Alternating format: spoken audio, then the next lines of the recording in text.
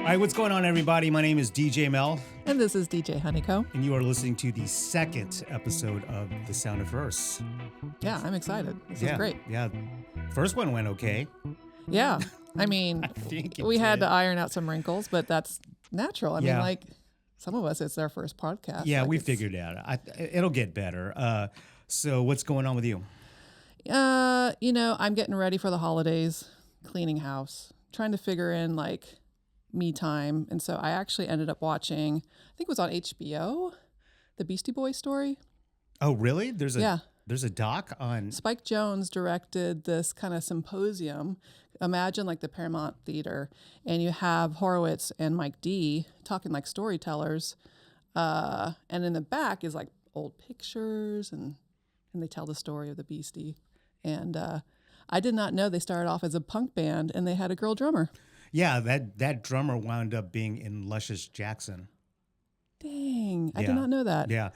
Yeah, speaking of Beastie Boys, our guest this week will have a story about the Beastie Boys. Nice. But for me, we had a Texas game, the women's team had at a Moody game Center, at the Moody Center, and they played James Madison University, and it was kind of lopsided. What do you mean? Lopsided and Texas dominated. Oh. Yeah. Well, good. Yeah, they won in a very, they just dominated. You know what I mean? They just ran things, and just the last two games, it was just very, very eye-opening how, the women's team dominate, especially defensively, and so. Yeah, they make it look easy. Yeah. I mean, it was weird. I don't know, not weird in a bad way. It's just lopsided, and I know that it won't not like as we, move into the, as soon as we play other, more games and we kind of get deeper into the season, maybe it won't be as lopsided, but right now what I'm seeing, I'm like, man, this is crazy. But what was even crazier was while I was DJing, I don't ever really check my phone, so I'm able to see the text on my watch, and someone's like, "Hey, can you play some Zappa?" And I'm like, "What?" And then I'm like, "Wait a minute, it's John." So John Coons, the owner of Waterloo Records, the founder of the store, he was there, and so then that text followed like, "Hey, where are you in the arena?" And I couldn't answer because I'm so busy, playing. Yeah. And then out of nowhere, he just appears to my right. That's John for you. No, John. John is the master of just kind of materializing out of nowhere. You know what I mean? Like kind of like Star Trek style. Remember when people... he just appears. Yeah, he just appears. And so I got to talk to him for a little bit, and that was really cool. It was really cool to see him outside of the record store. Yeah. Okay. So, Texas, the Texas game was great. They won, and I had a good time. Yeah. And it is a lot of fun. Yeah, it is. And the Moody Center is a great place to see like sports, especially the comparison of Frank Irwin. It was just so... just seemed like it was massive. Yeah. Yeah, massive. And I think we talked about it the last podcast about it. Oh, it was time to go. Yeah. It was time to go, and just it was a big room. Yep. If it looked empty, it didn't look good. You know what I mean? And then the concessions was very, very high school. You know what I mean? Just nachos and popcorn and. They don't have the plastic cheese at a Moody Center? No. For nachos? Dude, come on, dude. Come on, man. People crave that. It's completely... They crave it. Yeah, I mean, of course. I mean, yeah. I mean, maybe not me, but there are people. Yeah, everything's been up-leveled at the Moody Center. Yeah. So, great game with Texas. Speaking of Texas athletics and all things, Texas football, Texas volleyball, Texas sports. Our guest this week is Nick Shuley from the Third and Longhorn podcast. Welcome. What's up, guys? Thanks for having me, man. It's weird to get introduced to something to do with Texas because I've worked in music so long, so I know it's kind of funny. So little do people know that Nick used to work at Waterloo Records. The reason, actually, it's funny. It's such a full circle moment. The reason I work in music is because of this place. And I used to, when I was in high school, I remember I first off, I would make my poor parents drop me off at Waterloo all the time, and they would literally drop me off for 2 hours. Like they would have a time and they would come back and pick me up. And I was just such a little rat for this place. And for the other location, this place is incredible too, though. But they would drop me off and pick me up, and I would just spend all the time there. And then when I got in my car, I would take the free bin that sat by the door and dump the whole thing in my 1987 Nissan Stanza trunk.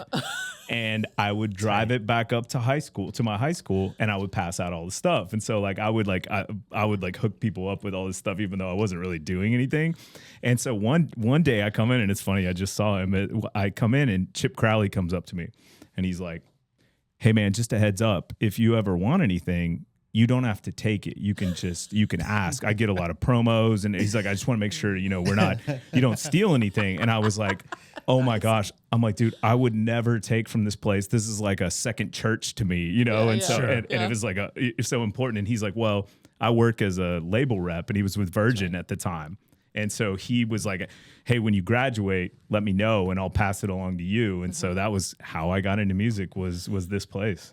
That's amazing. And then I eventually worked at, seasonal employee and, other things. So I love this place. It has a special place in my heart. Oh my gosh. I'm trying to picture what was in the free bin, because I always think of like raindrops keep falling on my head. Like, like the cocktail stuff and the instructional, Oh no, it was like single samplers, like label stuff. So it was cooler for a high schooler. Anything was cool for a high schooler. A sticker like that. I'd take all the stickers. I'd take all the sampler. There were sometimes CD samplers if the company was rich at the time. That's right. Oh my gosh, that's awesome. But wow. And so, so how old were you when you were doing this? Gosh, 15? that was high school. So probably I started becoming a music psycho in like 7th and 8th grade, and that was I could not get enough. And I would go to Liberty Lunch. My parents, I had hippie parents, I still do have hippie parents, and they're the best. And they would, same thing, drop me off at Liberty Lunch, and I had to be back by midnight, and I couldn't smell like alcohol or cigarettes, which is hilarious because you couldn't smell like cigarettes when you came back from there. Yeah. And then they would pick me up, so I would get to stay. Okay. It would kill me when bands didn't go on till 11:30 or something, because I'd only get to see a bit. But then they come grab me, and it was just such a good upbringing, and I don't know, it's the reason I work in music. And okay, were they musical or just music supporters for you? Music. My dad played drums, and my mom did some music, but yeah, they were never in music. They just were fans, and so I had a great upbringing of listening to really good stuff, whether it was Tom Petty or Springsteen, all the way to like I don't even know. Like they were great, and yeah. I have a question for you. Were you part of that whole? I mean, because I was part of this. I think you were the whole Columbia Records intern program thing. Yes, dude. So because of you and Todd Goodwin, like that, I know I was about to ask you about him. So yeah, I guess Todd was so when I was at Virgin, Todd was like, dude, Sony has way better music. I'm about to leave. Like it was Columbia or whatever it was. Right. It was Columbia. And he's like, I'm about to leave. You need to take this job. And so I did. And that's when I started working for gosh, who was it? Danny Ornelas. Yeah. Did you work for Danny? Yeah, Dan. So interesting thing about, God, what a small world. And Dave Hawk. I totally forgot about Danny Ornelas. So I think my connection with Columbia Records and how I got on is because Danny Ornelas used to work at Maverick Records, Madonna's record label. Mm-hmm. And so I did work for that label for a while, right? And so I worked like the early Deftones records and stuff like that, and just random projects like that. And then Danny soon after left for Columbia, and he was like, "Hey, dude, I want you to be part of this because I really liked what you did for us at Maverick. So come on, and help us out a little bit." And then you were there. Yeah. Todd was there. I think years later. I think I was after y'all. Like, so I think I was in the lineage. I think it was Mel, then Todd took over for you maybe. Yeah, and then Todd went to Columbia, and then Todd gave me the job to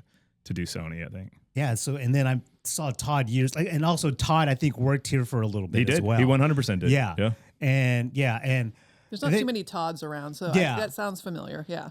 and years later, I bump into Todd, and he's like some like president of A&R. He's killing it now for some label. I don't know which like, label. It's some branch of like, I think it's like Universal or something. He runs his own team, and he's crushing it, man.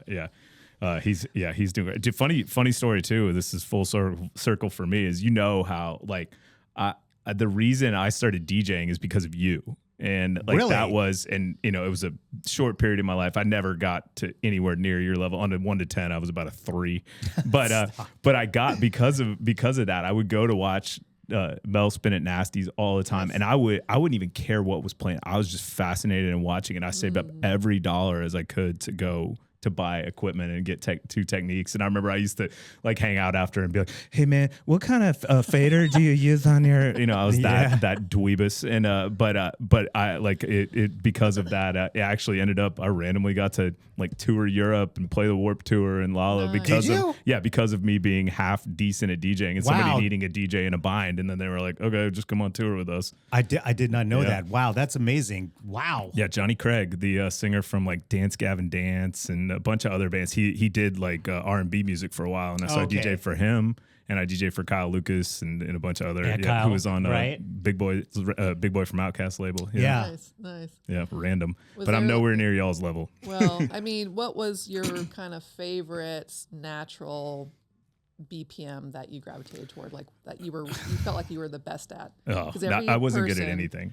Like, no. So was it slower or faster? I like dancier stuff, so it definitely was. It was an elevated BPM, but I can't say I did that much. And then the funny thing is, later on, those guys called me. This was when I think my tables were just at my house for like listening, and they were like, "We want you to come DJ this thing," and I was like, "Cool, but I'm not bringing anything. I don't want to haul stuff or whatever." Sure. And so they were like, "Just bring a trigger or a controller." And so I was up there, and they were like, "We're going to name you DJ Press Play." So, and I was like, "Cool, let's go." So but That's so funny. I mean, throughout the years, I mean, you and I have crossed paths and worked together on so many other things as well. Many years later, I started working at C3, and I think you worked at Capital Sports Entertainment, right? Yeah, and then C3. So when Lance originally retired, I flipped over to C3 to work on the digital. Yeah, I totally forgot about that, and I think that we all rolled together to Paris.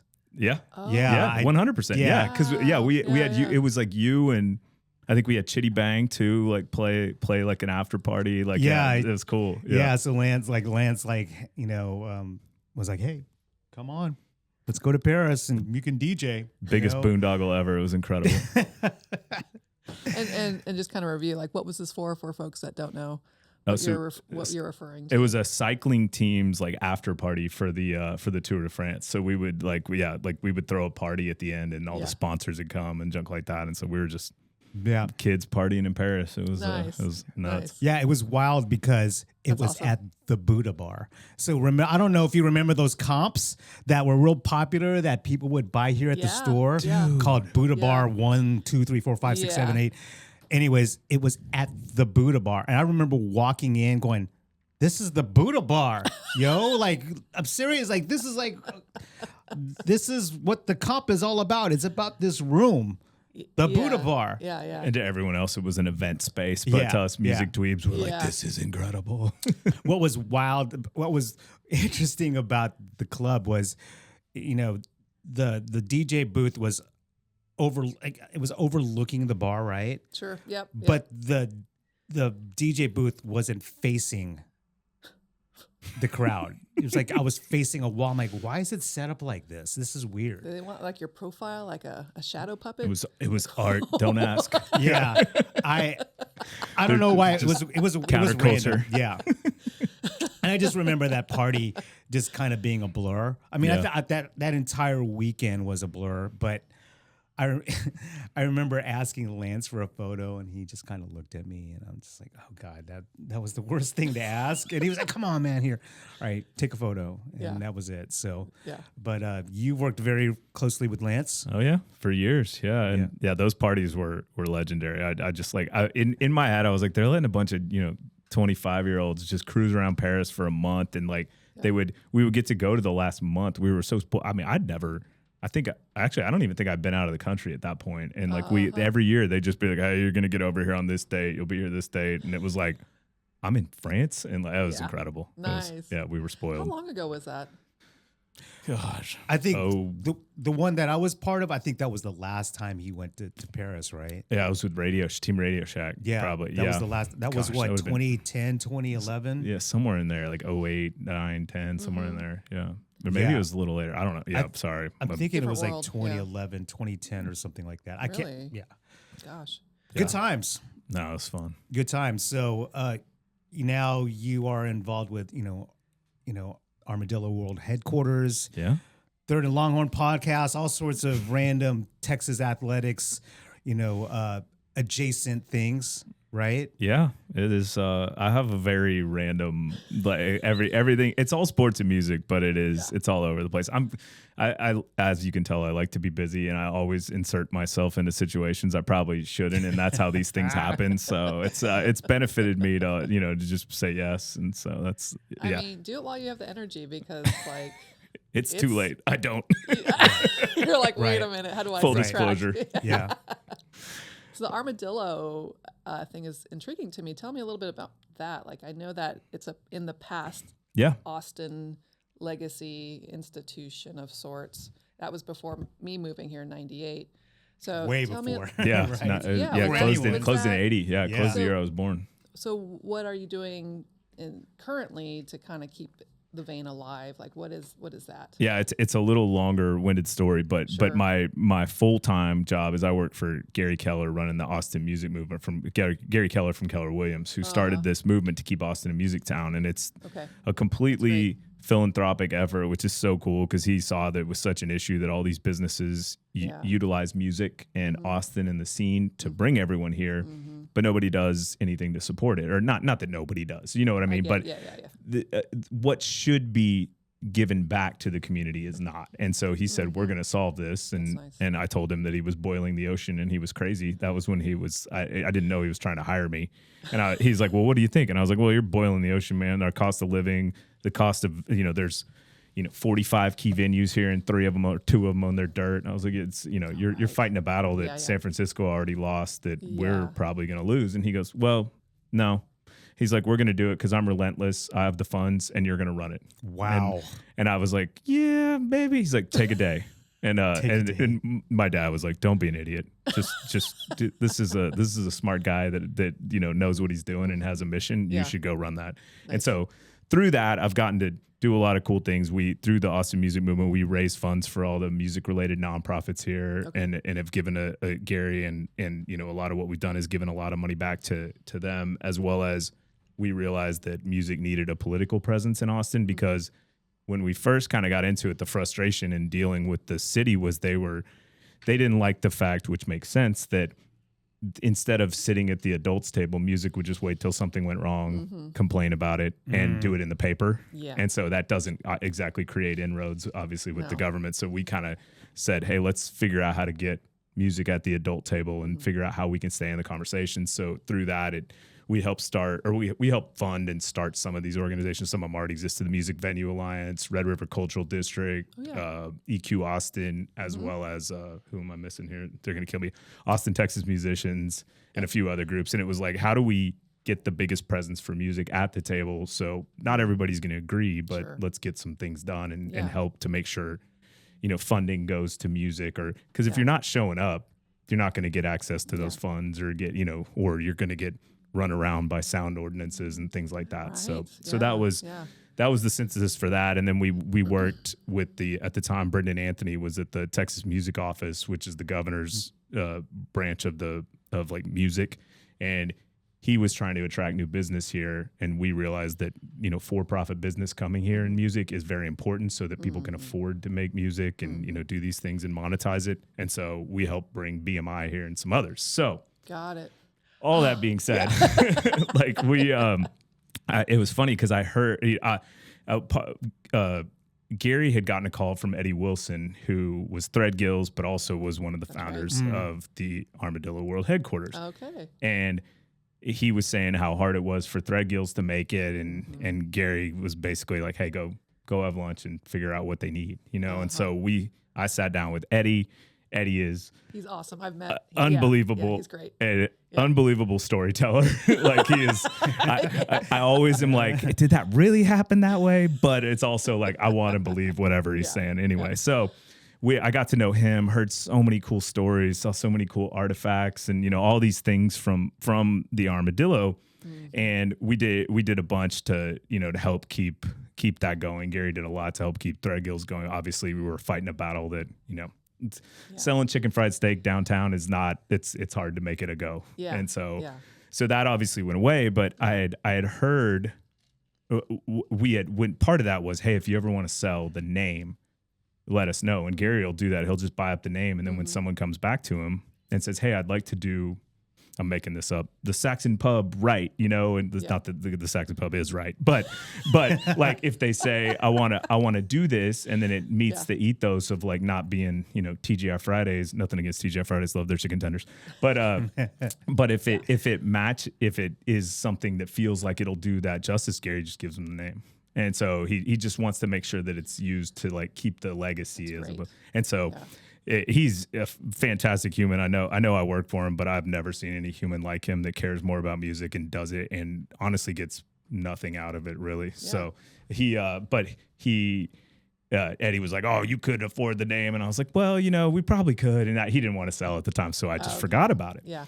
So fast forward like 4 years later or something, I hear that someone's bought it and I'm like, oh no, we're going to get a TGI Fridays version of Armadillo World Headquarters, which was, for those that don't know, it was the place that gave birth to a lot of the ethos of Austin. It was where, the hippies and the cowboys came together and, you kind of checked all your crap at the door and just went and watched music. And it was almost a commune, and they cooked food. People lived there, like fantastic, really, really neat place that kind of gave birth to a lot of the open vibe of Austin, which is like, it's okay to be you, which is what I always loved about this city. And I growing up here, I didn't understand that wasn't normal. Like I just thought everywhere was like accepting, and it didn't matter who you were, what you looked like, what you wanted to do, like whatever. And so it was an amazing place, and then it closed down. It was only here for 10 years. And so I'd heard somebody bought it and I was dreading it. And then I ended up seeing in the media that they'd done a deal with Austin FC. Okay. And I was like, okay, that's interesting. And so, was trying to figure out who had kind of bought the brand and was like wanting to make sure it, they got help if they wanted it. Not that I know what's necessary, but I also like the fact that they did do it with Austin FC, because I think Austin FC is one of the few enormous things in Austin that actually looks like our city, right? You go to the games and it's diverse. It's like, it's cool. And it's just a vibe. It's a good setup. So yeah, it is. So I love the fact, I was like, that's the most Armadillo people you could have partnered with. And end up getting introduced to one of the gentlemen who bought it. And everything he said was correct. Like, it was just like, he's just like, yeah, I want to figure out how Armadillo looks in today, right? He's like, I don't. And the biggest thing to me was I was just scared I was going to hear, hey, we're going to open up a venue next week and it's going to, it's going to be super glossy and, book a lot of garbage and not the band garbage, but yeah, awesome. It'd be great. And but he just said all the right stuff and just a good human being. And I was like, oh, okay, I'm down with it. I just said, hey, whatever you need, happy to help introduce you to people. And he was like, well, let me introduce you to my team. And it was a couple guys from Tennessee. And I was like, oh Lord, here we go. But then I get on a Zoom with these guys and they know Austin. They've done their homework. Everything they're saying is the same thing. Let's figure out how to use this brand, take it to today, and what does it look like to help connect the community and support the community. And all that's been done is they've just put a bunch of money into the community, paid a bunch of artists, sold a bunch of merch that and then they give that money back. Like they did I had the idiot idea to do a pop-up in South Congress Hotel because they had a space there for like 3 months. And I was like, well, we should just do a pop-up for like a week. Yeah. And they were like, no, let's do 3 months. And I was like, okay. So they do that. And the gentleman who bought the brand was like, hey, on a call was like, hey, I want to give a percentage back. And I was like, oh, I love that. That's so great. That's why I wanted to help y'all. And he's like, okay, well, let's give 100%. And I was like, Wow. And in my head, I'm like 100% of the net, which, you know, most of the time things like this happen. Everybody's like, I want to give all the money back. And then they lose $90,000. And then you're like, oh, well, you know, sorry, we didn't have any money to give back. Thanks for letting us use your brand and use your charity to, you know, to do this. And instead he's like, no, I want to give 100% of the gross.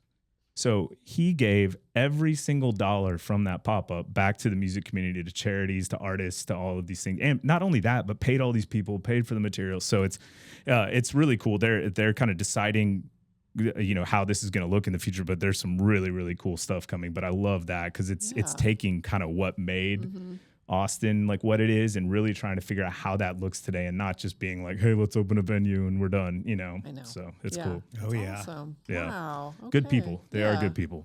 Yeah, there's a peppering of folks in Austin that still want that heartbeat to be beating from old Austin music, landscape, all the characters and everybody around the musicians and the production, all that stuff. And that's refreshing to hear because I'm living my life doing my thing and I don't work at a record store anymore. I don't know like the through line of the city, like where they're at with music. So that's really refreshing to hear. Yeah. That's awesome. And Yeah. that's the tough part, right? Is that everybody's like, yeah, more people should buy a venue, because Gary bought the land under the Saxon and went to them and said, this will be the Saxon forever. And when you're done doing the Saxon, Joe Abels, find the person who's going to make it the Saxon still. And so it's just, but the tough part is that that's not a sustainable model. And that's why we were like, we've got to do things like, whether it's politically, whether it's with business, to try to, you know, keep it here. Cause I'm such an old Austin rat. Like I'm a South Austin kid, grew up in Oak Hill, and like Nice. I love this place so much. And it's everything. It's why I have a career. It's places like Waterloo. It's people like y'all that really like kept me in the scene and like helped me to have a career. And so that's so much a part of my ethos, but it's I hear a lot of the old guard here getting mad about the new people and all this stuff. And I get it, because it's different, but also I hear like, these people just don't know what it's like to be an Austinite. And I'm like, well, that's not their job. What city do you go to and say, why is this the way it is? Why is this neighborhood here? You know, like that kind of stuff. And so it's like, I feel like we have a duty to kind of be like, hey, no, that's not cool. We do this. Yeah. Like we shut our mouths and we watch the band. We don't scream in the back there. Okay. Like that's like, it's like stuff like that of like how to be an Austinite almost. And I think it's kind of on a lot of us to be like, hey, the reason this city's so cool is because of this. So what are the things we can do? I even talked to a kid last week that you know, just moved here. He's like, bro, I went to 7 concerts at the Moody Center last month. I was like, dude, that's great. Because I was telling him I worked in music, and he's like, that's a lot of money. That's a lot of money. But yeah, exactly, dude. I was thinking about his bar bill. Jeez.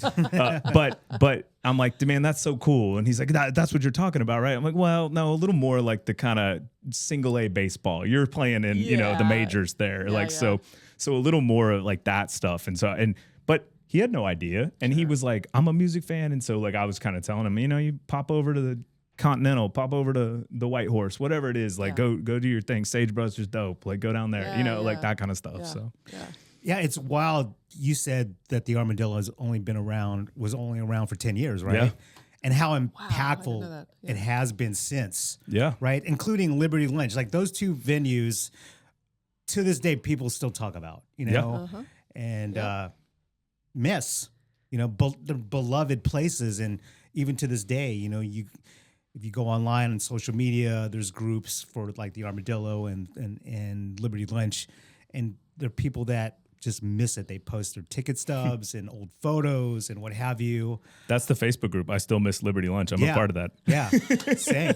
Yeah, that's awesome. But it is like, that's Liberty Lunch is my version of the Armadillo. So I never was at the Armadillo, but I know exactly what it was, because if we were to walk into Liberty Lunch right now, we would be very turned off. Like it was a hot dump that smelled, you know, pretty badly all the time. And like, but to me, I knew exactly where to stand so that like I could get a band's autograph. I knew like in the alley that they loaded in here. So I have some unbelievable memories, and it's like, that's what I want people to understand. And like, and I don't know what that looks like in today's environment. I don't know that it's because music's so much more, you can grab it so much easily now. Whereas like this makes me sound old, is that like you had to work for it. Like I had to come into Waterloo and sit in a booth till they kicked me out to listen to the record, you know, and like you couldn't stream it, but I'll never, I mean, like those experiences, like these places, like made me who I am. And like I remember waiting in the alley to meet Wes Borland from Limp Bizkit, you know, or things like that. Like, and it was like the coolest thing ever, you know, or whatever. But it's, you know, it's just those like core memories. Yeah, Liberty Lunch for me is a core memory. Yeah, me too. I mean, 1,000%.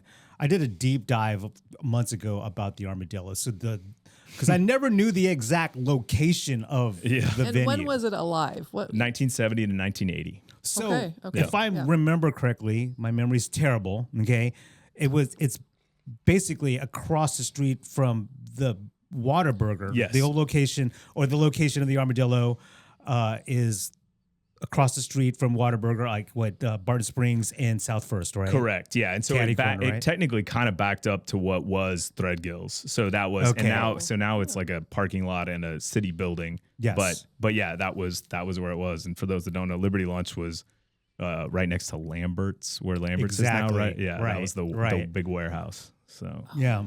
On Second. So Lambert's used to be a feed store, I think. Was it really? Yeah. That's what, you know. Because he had a Wednesday night. Yeah, I used to DJ in there. Was it called Low Cash Wednesdays? It was called Low Cash. We were trying to have like some kind of option where, okay, you don't really need to have money to come out here, right? Okay, we're not going to charge a cover, and that's a good business plan. And we're going to, you know, and I respect it though. and the beer will be cheap. You know, that's right. The beer was cheap. There was some sort of special, but that's when I learned it used to be like some sort of like feed storage place. But you know, back in the late 19th century, everything was a feed store. Yeah, that's probably true. Everybody had farms. I remember, I still tell people and sound like an old fart when I do it, but I'm like, you guys understand, like when we're at La Condesa is like one of my favorite spots in Austin, and like they're fantastic, but it used to be a gravel parking lot. And so you would park there in the gravel parking lot for Liberty Lunch. And there were a bunch of unhoused people there that were kind of a regular crew. Yeah. And you didn't have to tip them, but it was always a good idea too, because you did not want your vehicle to become a outdoor bathroom or, you know, other things. Yeah. So I remember always like I had a couple dudes that would always come up and be like, here's $1, you know, because I was like, I'll watch your space. Yeah, exactly. They were never there. They were never there when I got back. But that's okay. I feel like I might have gotten hustled. Right. So, you know, you said you were part of that group on Facebook, right? Yeah. Oh, yeah. And people post their ticket stubs, right? Cool. And the tickets were like $15. Of course. Yeah. Like $10 to get expensive. You had to wait in line here at Waterloo to like go. Right. Remember, they had the ticket counter and they'd open up at 10 a.m. I mean, at least it's me. I'm a little rat, you can tell. But I would like wait there to get my Liberty Lunch tickets. I waited in line for, you know, I don't even know what I was, Third Eye Blind or something, like whatever I was listening to at the time. They're having to come back with some it's crazy. Millennial. Like younger millennial, they love Third Eye Blind. All my like core, like that was the 90s were my core, like growing up music, and they're all having, you know, resurgences, which I love. And, and like totally honestly, cool. Young kids are making like 90s garage rock, which I'm all about. Oh yeah. Yeah, 90s sure. is a thing right now. Right? I know, it's crazy. So I think about, could Liberty Lunch exist exist in 2025? Because it's like, you know, it's kind of like this old building, right? Like half open air, right? Kind of no AC. Yeah, no AC. Like this rickety wooden stage. I don't know. I mean, I like places like that. I feel like I have to go to the Wild West to go catch a show. Yeah. It was definitely a charming place. Yeah. It was very charming. It was a charming dump. Yeah, and it was it was very much like old Austin. I mean, it really was. And I just keep thinking like, okay, just in today's landscape, like how expensive tickets are now and real estate's really expensive now.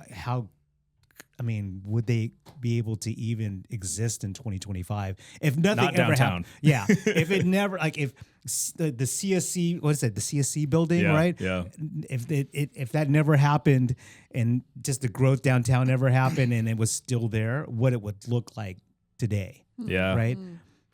It's crazy. I mean, just structurally and architecturally, like things need to be ADA. They need to be all these things. Also need to be like efficient in energy, and places like that are just Sure. I mean, if you just keep the doors open, it's Right. I guess it's semi-efficient. Right. It's just like being outside. It really was. If it was 100, it was 110. No, yeah, if it was God. if it was 40, it was Yeah. even colder in there. I don't remember going to Liberty, but I remember going to Emo's when it was off of Red River, and there was a part of it because there was like two with a courtyard with weird. Anyway, Yep. But And the one worst in the bathrooms back, ever. Right. wasn't there bleachers and it was open air? So when it rained on the bleachers while you're trying to watch a show, kind of around the corner, like.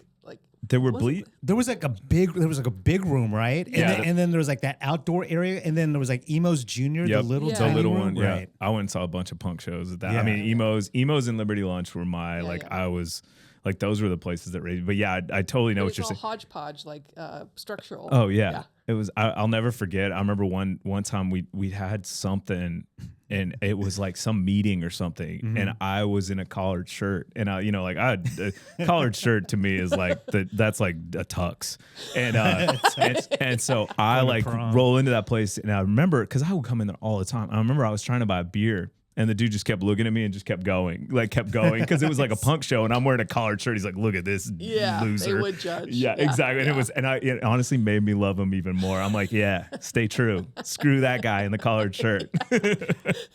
God, what is Emo's now on Red River? Well, I was going to ask that. I think I don't think still? there's anything in it right now. So a yeah, huge trust me, place, I've explored like Okay. I want to like figure out how to like not bring it back. You can't bring anything back, but Yeah. it was a special place. I think the last show I saw there was at the drive-in, and it was Mars Volta, and it was Oh, wow. insane, man. Like it was when they were just about to pop, and like and they were on what's the record label? It's Grand Royal. They were on Grand Royal on oh, Beastie yeah, Boys. yeah. And it was like they were so big in like Mexico and a lot of the southern places in Texas that like people had driven up just to like they were like kids standing outside like just like listening and watching. I was like, dang, this place is so cool, you know. But it was, I don't know, that was a special place too. But same Yeah, thing when yeah. you like peel back, you walk in there, you're like, ugh, I know. this place is terrible. Well, Alicia and we would go on 80s night. Yeah. And I would be dancing on the dance Dude. floor. And I'm like, why is the Talk floor ab- soft?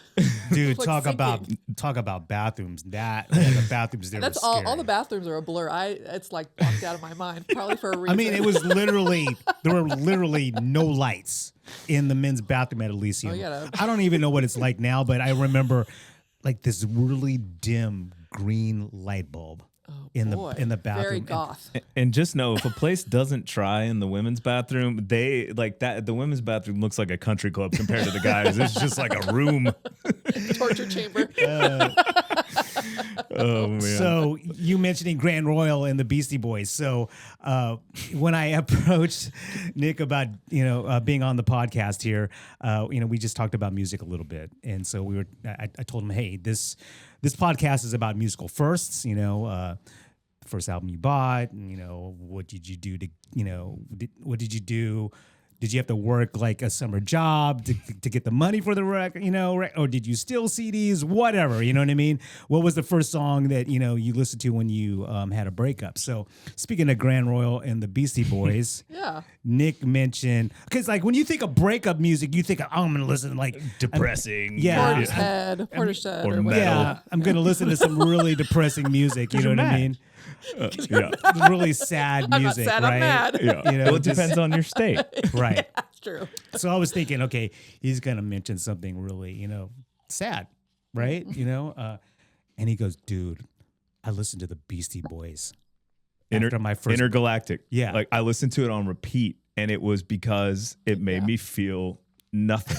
Like it was It just made you 'cause dead it's like inside. an incredible song, but it's like I didn't feel happy, I didn't feel sad, and it was just a numb. And I was like, this is perfect. And I would just listen to it on repeat on like the way to school or Just detach. what. And yeah, it was just like I wouldn't, because otherwise my mind would go like this was like my first long relationship, and it was like Well, sure. Yeah. cordial because we were going separate ways, Yeah. but we were both super sad about it. And I just remember it was like it would just numb me. And so because otherwise I feel happy or I feel sad sad, and then because if you get happy, then you get really sad after. Like, so it was just like, hey, but then like bad breakups were like you mentioned the Deftones, like that was like my go-to. Yeah, Like, you mentioned that. I'd play like 7 Words or My Own Summer, you know, Head Up or one of these that's just like draw. Like, it's like yeah, that was because you know I was mad. Yeah, I mean, it was not like my first breakup, but there was one song that I listened to over and over again. It was kind of sad. You know what I mean? You know, like on CD players, you can make the song repeat over and over again, right? Yeah. The little loop thing that it was the arrow that kind of yeah. I mean, I would never do this now because I'm like, dude, what were you doing back then? But I listened to Oasis "Don't Go Away" over and over. I was killing myself with this song. That's you know what killing I mean? me right now. Yeah. Help. You know, SOS. I'm serious. Like, See, all the more reason to numb yourself. Like, yeah, compartmentalize. Really don't unpack it. I remember in my house on the east side in the 90s, right? On East 16th, in this old rickety house that I lived in, she moved out, right? And I just pressed play on that song and it was just looped over and over. How long? How many days and months did you torture yourself? Seriously, dude. Like that's pain. I Listen think, to Intergalactic. It's way easier, exactly. man. One day, I think there was one day where it was just all day. Yeah. And then after that, it was like, okay, once a day, right? I just started to wean myself off of it. Okay. But yeah, Dang, like, Mel. yeah, I mean, what's funny is like when I listen to that song now, it doesn't hurt. I kind of laugh now. I'm like, dude, you were dumb. Like, what were you doing? You not dude? only had to get over the relationship, you had to get over the song too. Like, and I love that you've made up with the song as well. Exactly. So, you know, reconnected. It's interesting that back then it was such a painful song to listen to, right? And now I just like listen to it now. I'm like, oh, whatever. You know what I mean? Isn't that good. funny? Yeah. Like that, like how like. I mean, everybody says it takes you back to a moment in time, and it does. Like that is a factual thing. But it's like, isn't it funny, like how certain songs still mean the most random things to you, or know exactly. Like I could be like, oh, I bought that CD on November 7th on release Tuesday at Best Buy, or sorry, Waterloo.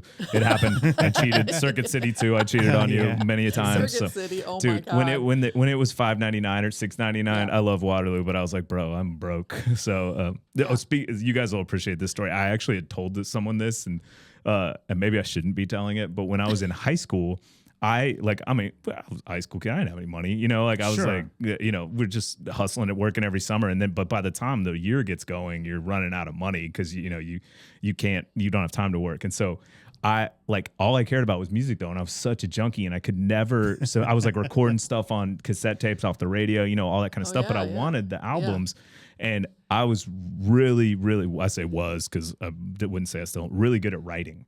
Like, so I could write, I could, you know, put out a paper in, you know, 5 minutes that was like, hey, what are we writing on today? And I'd be done. Nice. And all my friends were terrible writers, but you know, I was terrible at math, but they were better at math. But so I was like, hey, I'll write your papers, but you just got to buy me a CD. And and some of my friends were super wealthy. Wow. So they were like, heck yeah. So I would just be blazing through papers every single night. Like, and that was how I like got my music collection, was writing people's papers. I probably shouldn't say this. Dog, that's a hustle. It was a hustle. That's a good thing. I think that's a great story because that would be nice if I had that idea. I would just be bankrupt. I'd be like, oh, you know. I mean, I was, but I had a lot of music.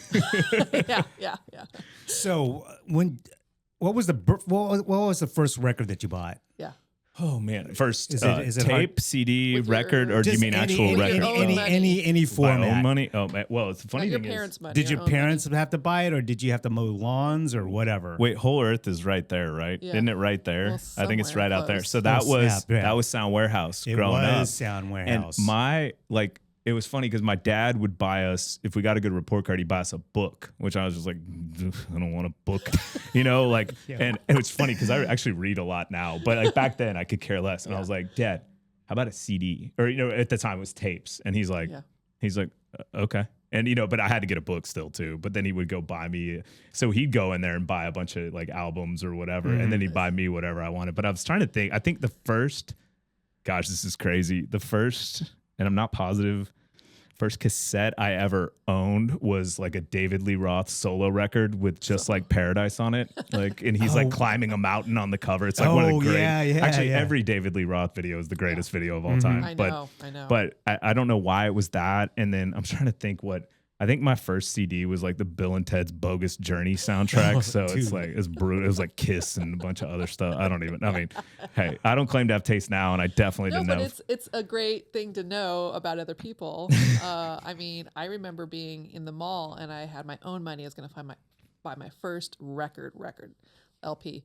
And so I was looking, I'm like trying to make a decision. And I'm like, oh, I love Taylor Dayne, Tell It to My Heart. Yes. And here she is with like hair. And crimped hair. Yeah, crimped hair. I was like, is this at Camelot Music? This was in California. Oh, okay. Maybe the Warehouse. Maybe I don't know. This was at the mall. At the mall, though. Yeah, heck yeah. And so I met my parents back at the food court, and I don't remember what my what my sister got. I love this story already. and I'm like, Mom, I bought my first album. I'm so excited to put it on the record player at home. She's like, oh, what'd you get? And so I took it out of the bag, and she looks at Taylor Dayne. She's like, she looks like a prostitute. And I was like, oh, like no support from my mother. And I was just like, oh. So I felt like I had to listen to it in secret, but like I played that over and over. I love that's a great song still, by the way. That song jams. Yeah. Oh, dude, yeah, it hits. Still has a great voice too. What's funny about malls, like in the late 80s and the 90s, you know, the late 80s and the 90s was, it was like probably a godsend for parents. Like, I'm gonna dump my kids at the mall. It was a babysitter. Yeah. See a double feature, triple feature. Go to a movie. Go eat at the food court. Sneak into another movie. Yeah, exactly.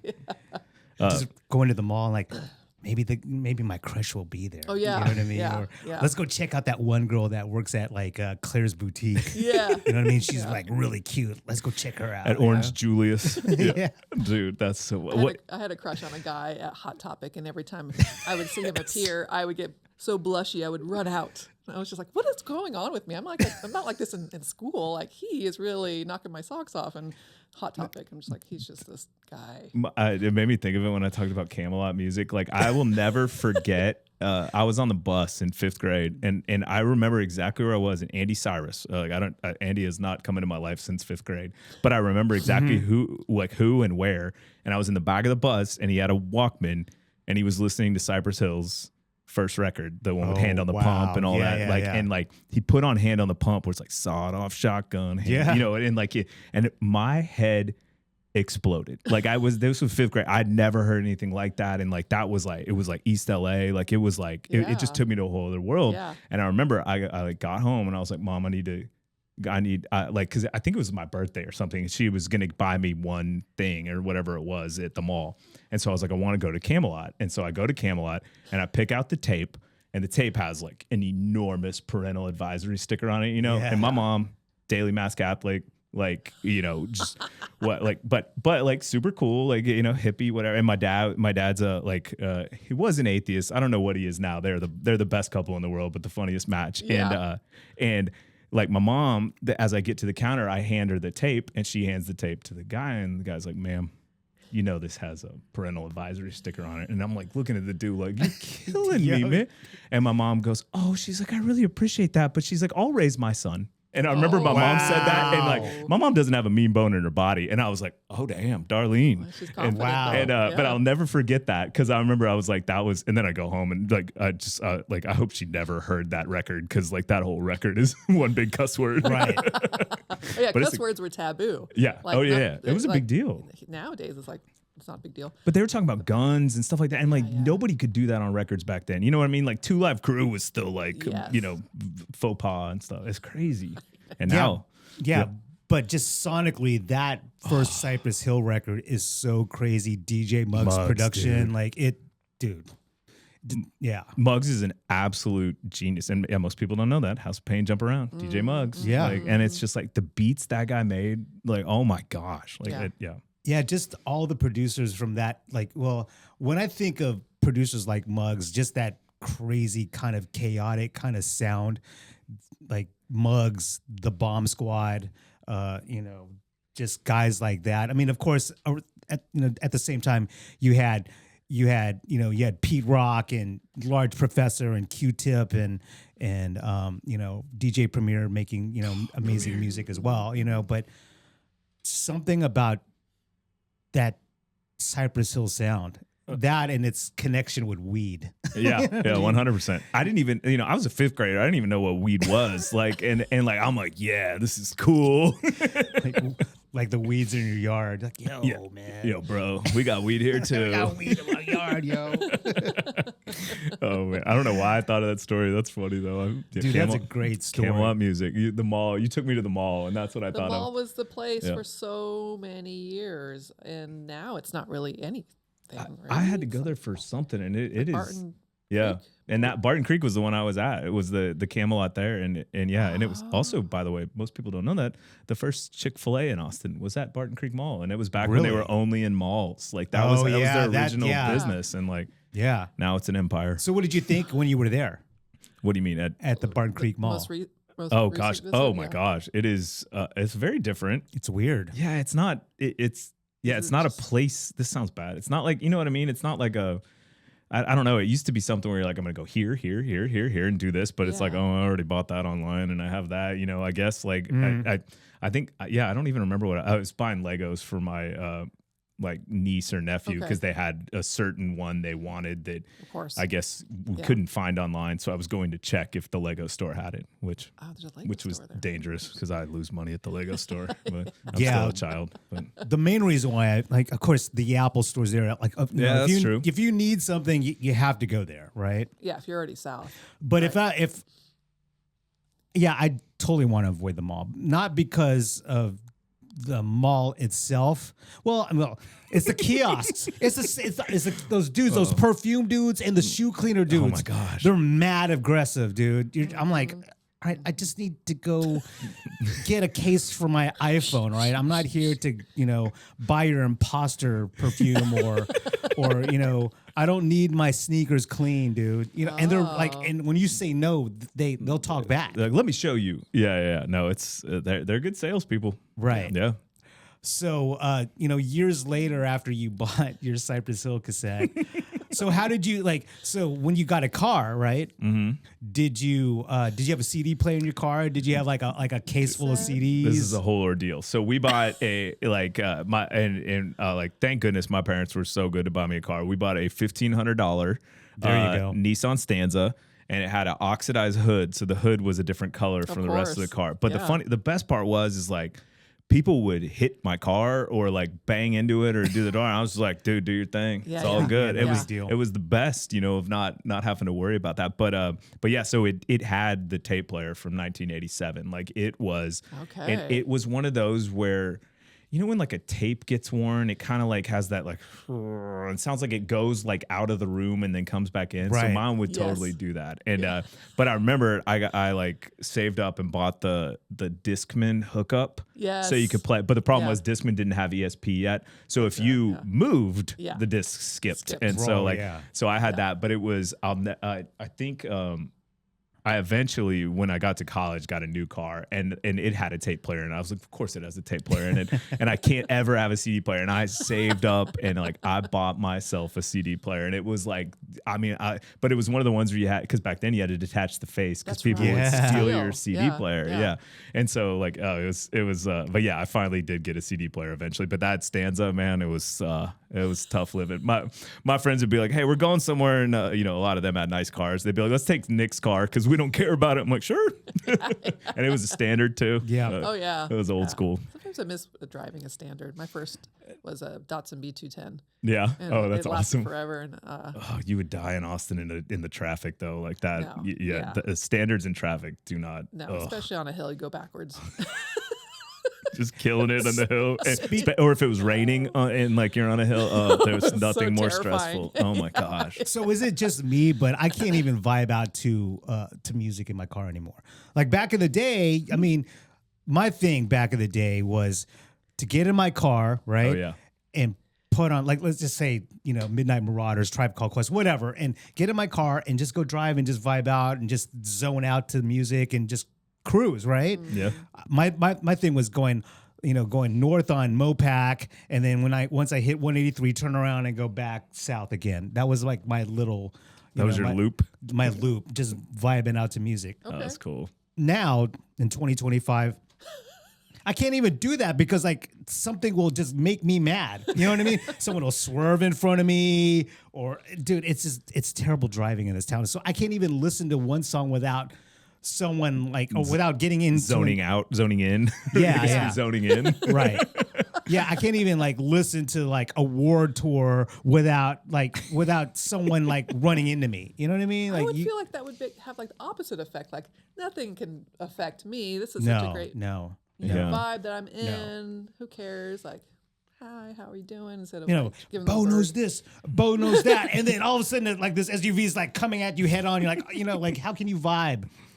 Dude, I feel old because mine, I'll put something on and just crank it, and I'm deaf from standing by the Liberty Lunch speakers. Like my short distance hearing is so bad because I would always be like, hey, there's nobody standing by the speakers. I can go up to the front and then just bleed out your ears to where you couldn't, but because of that, it makes me feel old. My watch is how it has these Apple ones have be careful, it's too loud in here. It always does that, and I'm like, oh, you need to grow up. Yeah. Right. And I turn it down. Yeah. Plus all those years of DJing, and then also being at C3 concerts. Yeah, concerts and festival stages. Same here. I'm pretty much deaf. Yeah. Right. Well, we had a concert contest club when I was at C3 because it was the craziest thing because you could go to C3 at the time booked. I mean, they probably still do booked every show in Austin. So every place there was a show, and so Zach Bruce and Kristen Ciani and I had a concert challenge, and we had a rule: you had to be at the concert for a certain amount of hours. You had to see, we had rules, and you had to respect the rules. And then we had a board at Ciani's desk, and we would be like, we kept track of who went to the most concerts, and we were like junkies. And it was just such a dream thing because you'd go check out every single band, and oh my gosh, this city spoils you. It really does, sure. and it really does. What was your first concert like? I guess with your family. Do you remember one with your family? For me, it was the Doobie Brothers. Oh, that's awesome. And we got stuck in the mud, and some Hell's Angels helped us out of the mud because I didn't know the Doobie Brothers was a biker really gang musical group. I didn't know that either. I still didn't know that. So they had ties to the Hell's Angels. Well, I don't know about Hell's Angels, but why wouldn't? I mean, it was all Southern California. Yeah.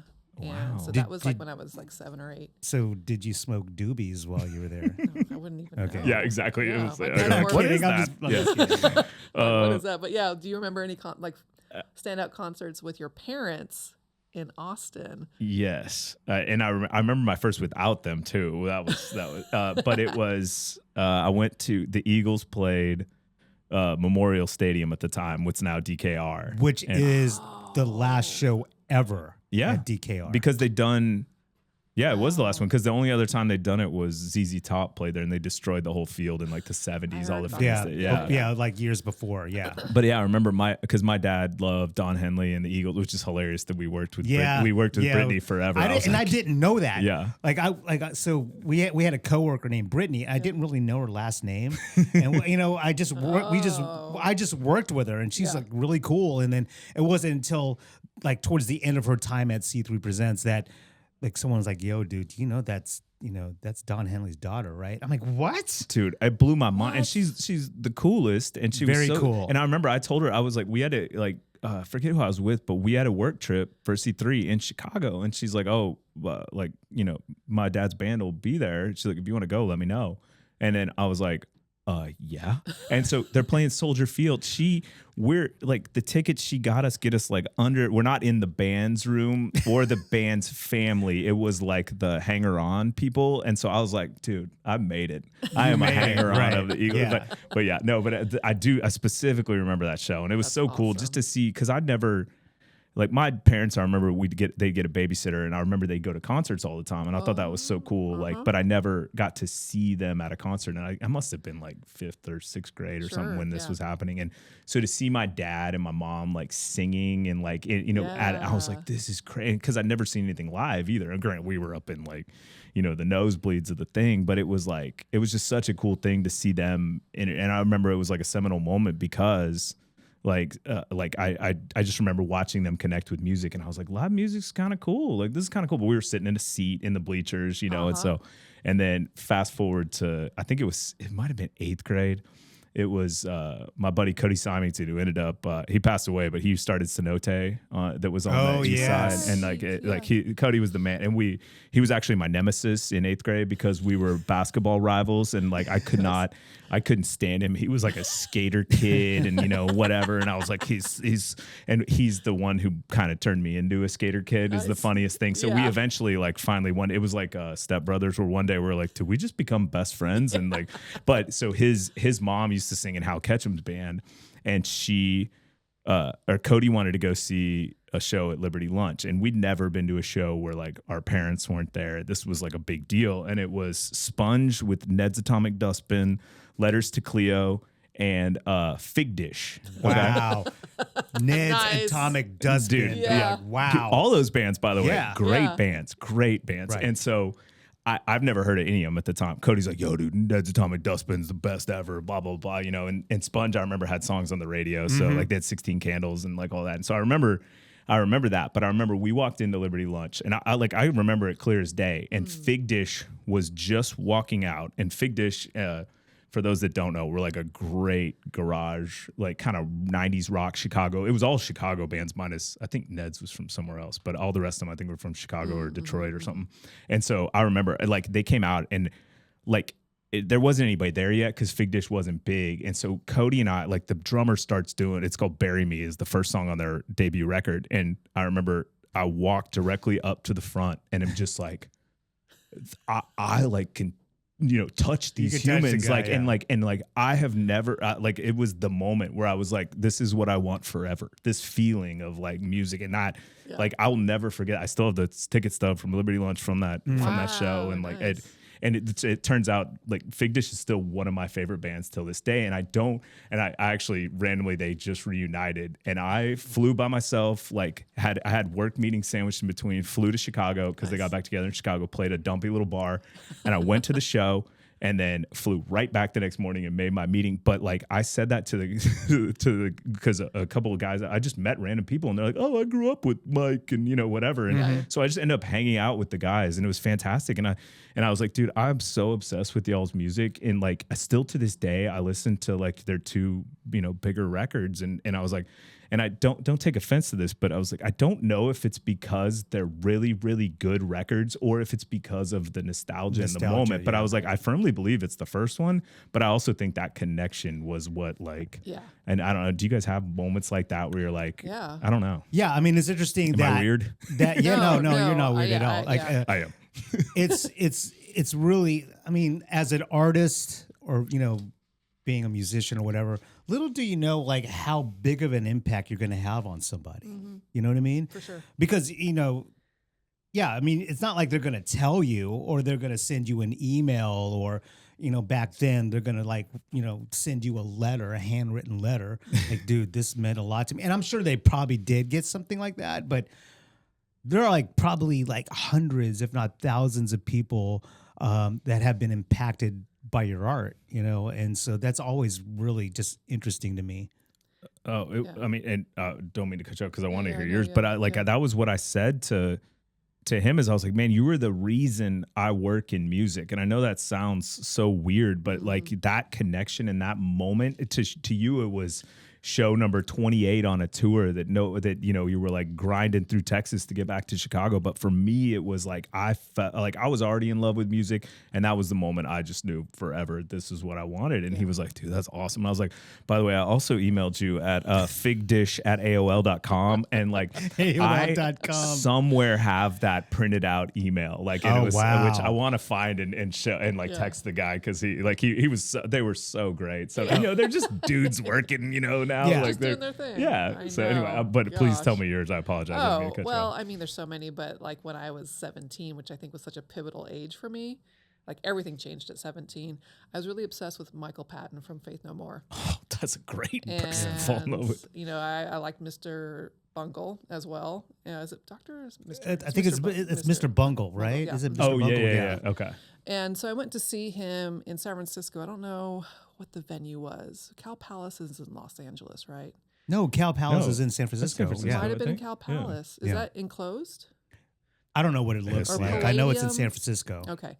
And he was nuts on the stage. Like I thought it might have just been a track that was playing, but I don't think so. That's how good his voice was. But he was like, I don't know what he was on, but he was literally like just being an acrobat because he was just, and the keyboardist, he just walked off. He's like, he had it with Michael Patton. And I had read that he was someone that was an acquired taste to work with. But That's a nice way of saying Yeah. someone's mean. That's funny. I think sometimes when you're so talented, you're probably a little, it's kind of like, so I grew up on a ranch for part of my childhood, and I had heard, don't ever buy an albino horse, rabbit, don't do any of that stuff because they're very sensitive and they will bite you and kick you and give you a lot of violence. I'm like, I wonder if like people with a lot of musical talent are like the albino animals. Like they're Yeah. just like, don't touch me. I need to be in a dark room. Don't You don't talk to me. understand me. Don't Yeah. understand me. Yeah. And so I had read like years later, I'm just kind of like, oh gosh, Michael Patton is almost compared to, I think it was Mel Torme, like the way of like the king of pitch or something like Wow. that. Like he's got such great pitch. And I think Mariah Carey was like within that group too. Huh. So I think it's like a pitch thing. I could, correct. I mean, I could be wrong, but it was something in that category of like a huge range of, singing. And there was this, I don't know, some sci-fi movie that I think maybe Will Smith was in, but Michael Patton did the alien voice. It's like, Really? yeah, just Oh, like wow. beyond falsetto and just static. That's all his voice. That's crazy. So it was almost kind of like, he seems like a crazy person. I probably wouldn't want to know him as a friend, let alone Yeah, you don't date want to him. meet your heroes. No. Yeah. Nope. But I forgave it because I'm just like, I just think this talent, like I'm sure if Yeah. I saw Mariah Carey and Mel Torme, I'd be like, wow. Yeah, Like, you know can when you hit see it. every single note. Yeah. Yeah. So yeah, it's just kind of like, is it, because I know some people hate Faith No More. And I'm like, why do you hate Faith No More? It's like people that hate the Doors. I'm like, because there's no bass player in the Doors. Is that why do you This hate? is where you draw the line. Yeah, yeah. So that's kind of like my story. But like, yeah, I was more of like a Bad Religion and Fugazi kind of person. Now you're speaking my language, Yeah, like I was- Social D, like yeah. oh my gosh. And yet I prefer spinning hip hop. So hip hop came as an adult because I wasn't allowed to listen to hip hop. Like my dad was reading the lyrics of the cassette tape that I got from D-Mob. It was D-Mob and Kathy Dennis. And he's like, Oh, yeah, there's that rapping house in track, this. yeah. I got to read the rap because he thought everything was probably a 2 Live Crew. Yeah. And this was in the 90s, early 90s. And it wasn't. He's like, you could listen to D-Mob and Kathy Dennis. But I could not listen to hip hop. I was against the rules. So I was like, okay, well, I'll just... Isn't it funny? Because like the content of so many of the rock songs and like, if you're listening to like Van Violent. Halen or AC/DC, it's all, just like sex and drugs and like, and Yeah. people are like, don't listen to rap. yeah. It's I like know. street I know. poetry. Yeah, I it's, know. It's like almost a higher form of art at points, in my I opinion. But yeah. yeah, it's funny. Like with you mentioned AC/DC and what have you. Growing up back home, I lived across the street from this like Hesher kid. He was like, I mean, even when we were like in middle Hesher. school, like Yeah. total stoner kid, and it was wild that my mom would let me hang out with this kid. I mean, he lived right across the street. those are the kids that always shape people's lives, generally in the right Yeah. way. Yeah. But go ahead. Yeah. 1,000%. And then I remember I went to his house and we were hanging out in his room. And he's like, we're going to listen to some music. I'm like, okay, cool. And then he hands me AC/DC's Back in Black record. Like, I'm young, dude. And I look at this cover and it's all black and the AC/DC font. Demonic. And then, and then below it, it says Back in Black. I'm like, whoa. You know what I mean? I'm like, This what? is I was so like, adult. I know, what the hell? And then after we were done listening to that, he handed, and this is what really scarred me. I couldn't really sleep because it scared me. After was Oh, Pink no. Floyd, The Wall, the artwork, the gatefold yeah. cover. And, Uh-huh. like, it was just so disturbing as a little kid. I'm Yeah. like going, oh my God. Yeah. You know what I mean? So that guy kind of introduced me to like all this other stuff, right? You know what I mean? Because, when you're a kid, you're listening to pop music, you're listening to whatever's being played on the radio and what have you. And then I Yeah. go over there and he's like listening to like AC/DC and Pink Floyd and like Maiden records, and like that also tripped me out where the Iron Maiden records with Eddie on the cover. Eddie, yeah. Maiden's fair. Yeah, that one's fair. Like that will scare you as a kid. Yeah.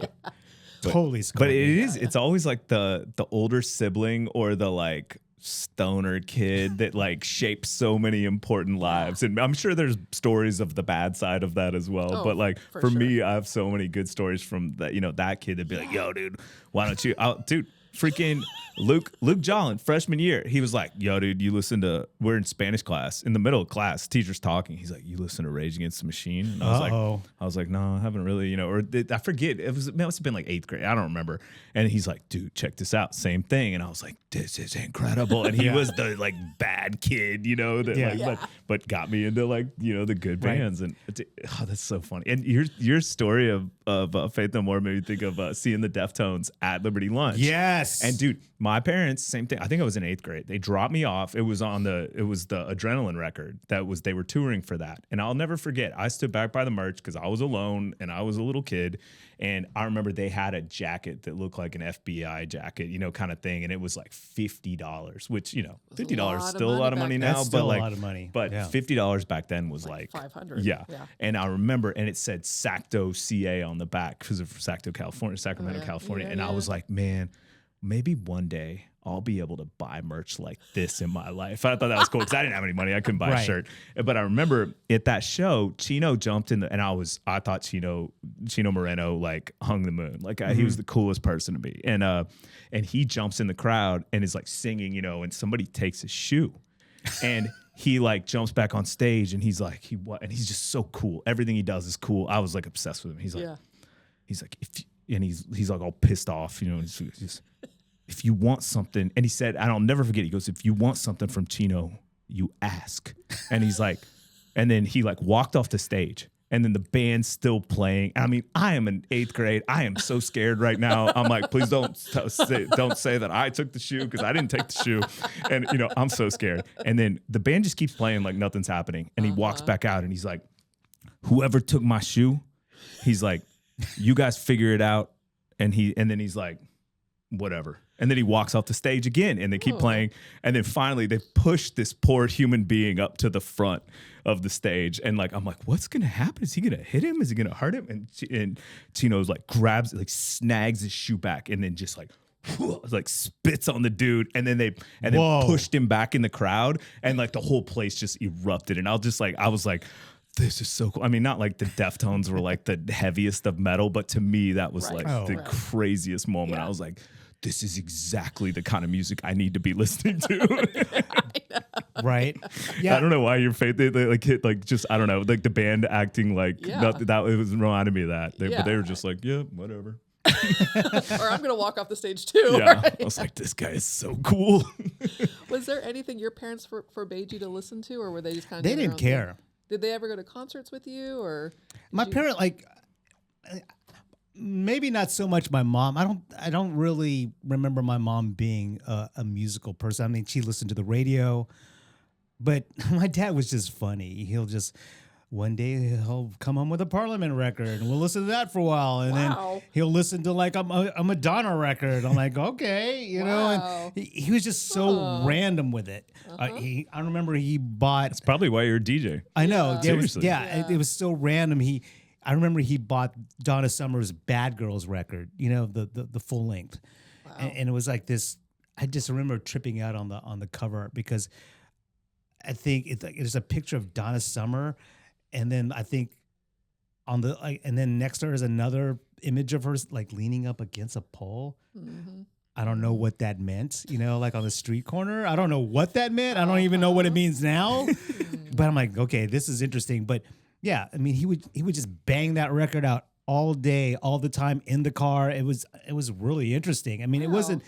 I mean, I could never label him as, oh, he's like an R&B head or he's a disco dude. You know what I mean? Or it's all tempos. He was just kind of everywhere. I think look at what Mel spins. I mean, dude. I'm so random. You know what I mean? No, but that's a great thing, man. It's like you're the and I apologize, I haven't gotten to see you perform, but like that's that's one of my like favorite things is like Mel can spin anything. If it's like I had you play some bank party for a friend or something because I'm like Mel will be able to like figure this out. Like he'll vibe out to the crowd and and he does. He'll play like some 80s all the way to like hip hop to like I don't even know. Yeah, I mean, I've I've DJ'd every situation you could possibly think of. Yeah. I mean, I've probably played in every barn from here to Dallas, There was this, you'll appreciate this, Nick, like back in like 2000 or 2001, these frat guys over West Campus asked me to DJ their Thanksgiving party, right?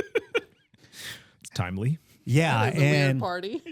and so it was like, so I went there and I set up in their living room, and their living room had no furniture. I'm going like, what is going on here? Yeah. It's a bunch of dudes. So they're like, I set up and I started playing, and there's no one in the living room. There's no furniture. There's 10 dudes in the back patio frying a turkey, right? They're just all like, they're all circling around this fryer thing. Waiting to set a fire. Yeah. I know. And then, God. and then, a few hours later and a couple cases of beer later, they're just lit. I mean, they're course they are. faded. Yeah. So like I'm playing, I don't know, it was random. It was a Michael Jackson song, and they had like this kind of chandelier lamp thing hanging from the ceiling. no. And all of a sudden, dude, they were all taking turns swinging from this light in the living room. That stresses me out. No, yeah, yeah. Oh so my gosh. It's like you an name 80s the movie. you name the situation, and I pretty much have done it. That's awesome.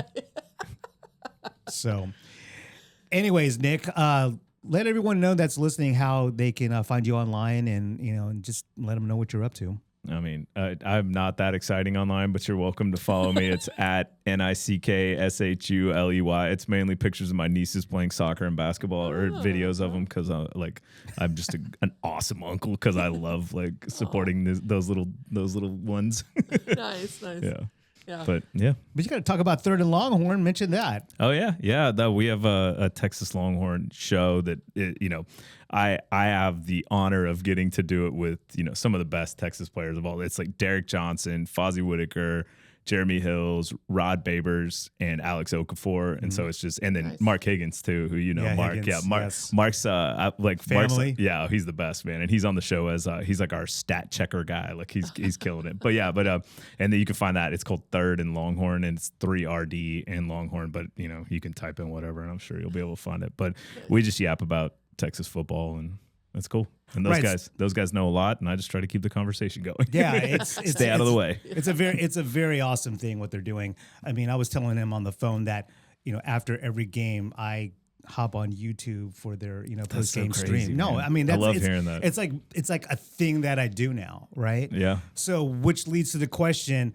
So what do you guys have planned for the Arkansas game? Yeah, so we actually, it comes out at 5:00 today. I spent last night editing it because we started doing another Texas show, and we always taped on Mondays, and now we had to switch because we taped that on Mondays, and so now Wednesday seems to be the day. So I have to edit it super fast so that we can, because it needs once the game happens, the preview show is worthless. So you have to, the more time you can have, the better. So I did that. So we'll have a preview for that, and then we'll be down there we do Texas Game Day with KBVO and KXAN. So we'll do that on Bevo Boulevard, and they'll film that an hour before the game. Then we sneak in and watch half the game, and then we have to go to the studio to watch the second half, because we'll go live 15 minutes after the game to kind of do a rapid reaction kind of thing. So how far is the studio from the stadium? It's Bee Caves and Mopac, and so it's okay. 10 minutes or 50, I don't know. It depends on traffic, but generally when you're leaving the Texas game at halftime, you're pretty safe, unless it's a horrible game or something. Right. You just get right out because nobody's going that way, so it's not too bad. But generally they're on Saturdays, which Austin and traffic on Saturday, so it's 10 to 15 minutes. Okay. Yeah, we usually sneak over to P. Terry's or something and grab some food so we're not super ornery on the post game. Right. Yeah. We have nice things to say. Exactly. Yeah. Yeah. I mean, I definitely enjoy it. And if you are a Texas football fan, folks, check it out. No, I appreciate that, man. It's crazy to us because we just did it. I just wanted to hear those guys' opinions on what was going on. And I was like, there's not a former players show anywhere. And what better people to talk about it? And it's a great idea. Well, not really. I appreciate that, but it was for someone on the outside, my only experience with sports is being a part-time athlete in school, being a part of UT for 8 years, Yeah. covering a lot of sports games.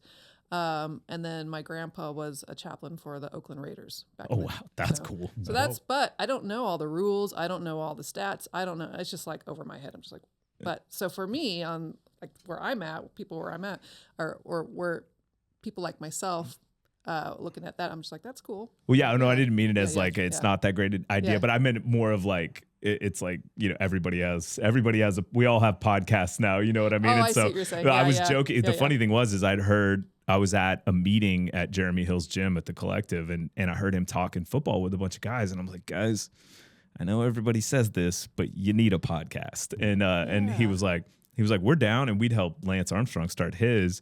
And so he's like, cool, yeah, you got to run it. I was like, yeah, that's no problem. Like we've done this. And he's like, no. You're going to run it. I was like, yeah, I understand, dude. We'll get it all set up and everything. He's like, no. You're going to be on it. And I was like, dude, I don't do that side of the camera. My whole life has been like band management, you know, behind the online, camera. behind the scenes, Yeah. and like not what I do. And so it's been like, I don't know. Like a lot of people are like, oh, I don't like the limelight. Like I'm really learning about it, because like it's not. I don't know. Like I've always been like decent at public speaking. Like, so I knew that, but like, and it never bothered me to talk in front of people, but it's really like what you guys are doing is hard. Like it is hard. It's not easy. And like the prep that you have to do and like knowing your stuff, like it's hard. And so I'm learning, and, you know, I got a lot of hate at the start, deservedly so. And it's calmed down some, but you know, to be expected. it's everyone. Yeah. Well, I mean, I think you've made a great transition. I mean, I really enjoy how, you know, when you have different personalities and different, you know, and like 4 or 5 different perspectives on the show, how you kind of just you know, mediate all of that, right? Yeah. You know what I mean? Well, I try to do that as in like, nobody cares what I think. So how do we prop these guys up to like, to, you know, to say what they need to say really is the goal. Nice. Yeah, it's good stuff. Nick Shuley, everybody make some noise for my man here. Thank you guys for having me. I Thanks like for this. coming. Yeah, I can't believe I'm What guest. a delight. What a sheer delight. I'm guest number My 2. grandpa I'm would so say. excited. No, Dude, I'm so pumped that you're here. no, Anyways. I'm honored, man. Like just the fact that anyone wants to talk to me and let alone record it. No, I mean that. Stop. Get out of here. You're all over the internet, dog. I don't know about that. Yeah. Nick, thank you so much for being on the Thank pod. you guys. I'm so excited. Well, like I'm glad y'all are podcasting. This is awesome. So, and to do it at Waterloo too, know. like it's super cool. You This guys is a are, great this is cool. situation, yeah. Well done, y'all. This is thank cool. you. Anything I can do to support, I'm all in. Awesome. Thank you so much. Everybody, thank you for listening, and we'll check you out on the next one. All right. Bye, y'all.